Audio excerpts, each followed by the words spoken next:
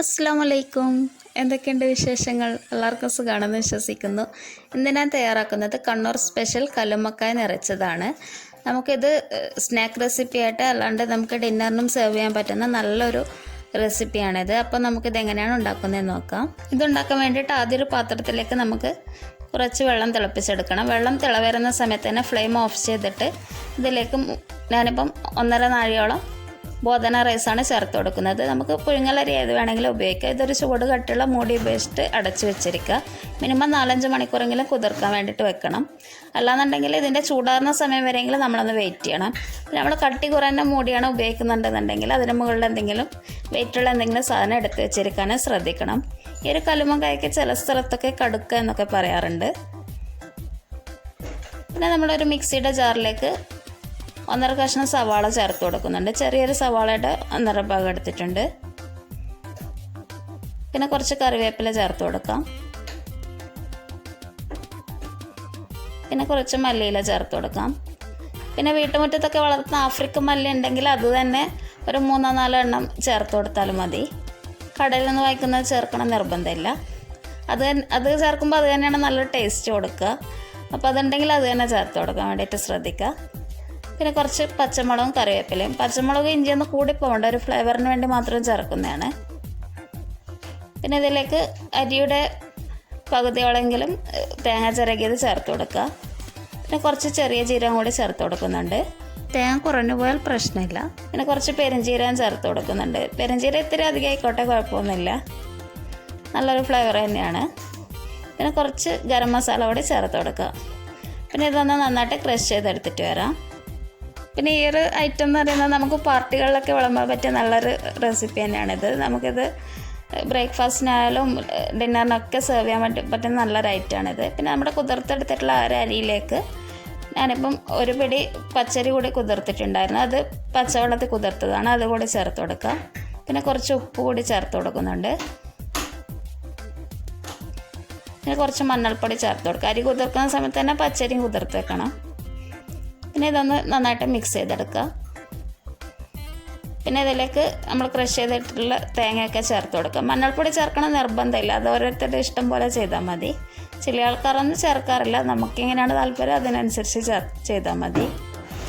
പിന്നെ കുറേശ്ശെ ഇത് ഈ അരി ചേർത്ത് കൊടുത്തിട്ട് ഇത് കുറച്ച് മാത്രം വെള്ളം ചേർത്തിട്ട് ഇതൊന്ന് അടിച്ചെടുക്കുക. ഇത് തരിതരിപ്പോട് കൂടിയാണ് അടിച്ചെടുക്കേണ്ടത്, അതൊന്ന് ശ്രദ്ധിക്കണം. ഈ ഒരു രീതിയിൽ അരച്ചെടുത്താൽ മതി. പിന്നെ ഇത്തിരി കൂടി മഞ്ഞളുടെ ഒരു കുറവ് കാണുന്നുണ്ട്, അതുകൊണ്ട് തന്നെ കുറച്ചുകൂടി മഞ്ഞൾപ്പൊടി ചേർക്കുന്നുണ്ട്. പിന്നെ പാകത്തിനുള്ള ഉപ്പൊക്കെ നോക്കിയിട്ട് ചേർത്ത് കൊടുക്കുക. പിന്നെ ഈ ഒരു കല്ലുമ്മക്കായ നമുക്കിപ്പം രാത്രിയൊക്കെ വേവിച്ച് വെച്ചിട്ട് പിറ്റേ ദിവസമൊക്കെ പൊരിച്ചെടുത്താലൊക്കെ മതി. പാകത്തിനുള്ള ഉപ്പ് കൂടി ചേർത്ത് കൊടുക്കുക. പിന്നെ ഇതിലേക്ക് പുഴുങ്ങലരിയുടെ പൊടിയാണ് ചേർത്ത് കൊടുക്കുന്നത്. ഞാനിപ്പോൾ റേഷൻ അരിയുടെ പൊടിയാണ് ഉപയോഗിക്കുന്നത്. പുഴുങ്ങലരി ഏത് വേണമെങ്കിൽ നമുക്ക് ഉപയോഗിക്കാം. ഒരു പൊടി കൂടി ചേർത്തിട്ട് നന്നായിട്ട് തന്നെ ഇതൊന്ന് കുഴച്ചെടുക്കുക. പച്ചരിപ്പൊടി ചേർക്കരുത്, അതൊന്ന് ശ്രദ്ധിക്കണം. ഇതിനൊന്നും അങ്ങനെ പ്രത്യേകിച്ച് അളവൊന്നും പറയാൻ പറ്റില്ല, നമ്മൾ ചേർക്കുന്ന വെള്ളത്തിനനുസരിച്ചായിരിക്കും ഈ ഒരു അരിപ്പൊടിയുടെ അളവൊക്കെ വരിക. ഇതൊന്ന് നന്നായിട്ടൊന്ന് കുഴച്ചെടുത്തിട്ടുണ്ട്.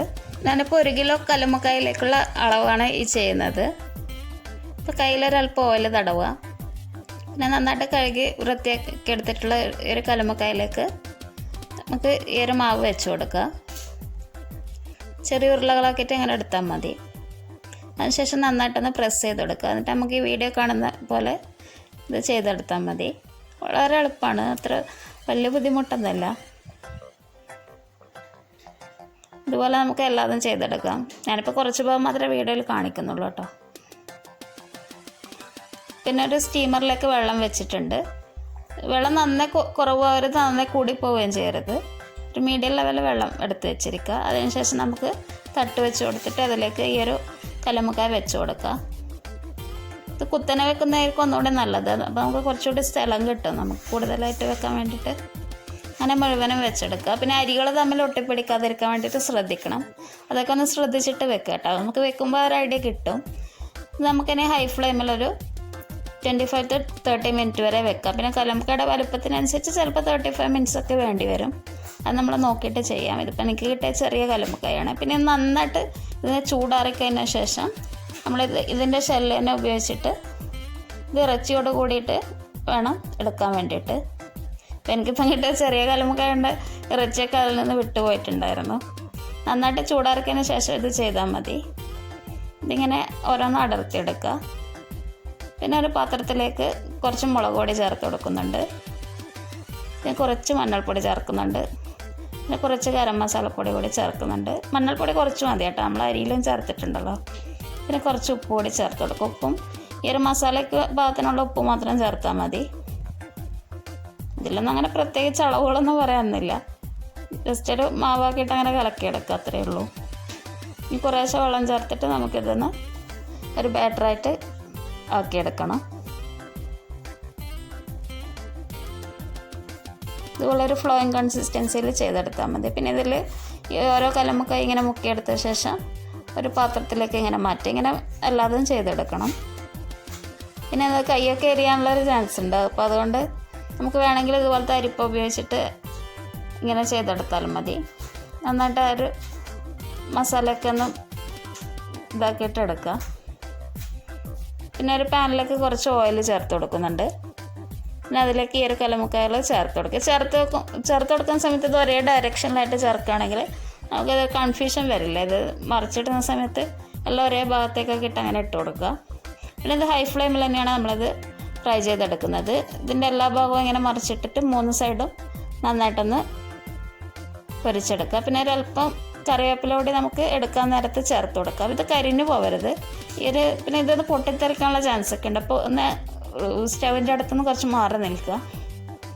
പിന്നെ ഇത് പൊരിച്ചെടുത്ത ശേഷം ഇതിലുള്ള ഓരോ മുളകൊക്കെ ഒന്ന് നമുക്ക് എടുത്ത് മാറ്റണം കേട്ടോ. ഈ ഒരു പൊടികൾ അല്ലെങ്കിൽ നമുക്ക് വീണ്ടും അതിലേക്ക് ഇടുന്ന സമയത്ത് അതൊക്കെ അതിൽ ഒട്ടിപ്പിടിച്ചിട്ട് ആകെ ഒരു വൃത്തികേടായിരിക്കും. അത് ഫ്രൈ ചെയ്തെടുത്തത് കാണുമ്പോൾ അടുത്തതൊക്കെ ചെയ്യുന്ന സമയത്ത്.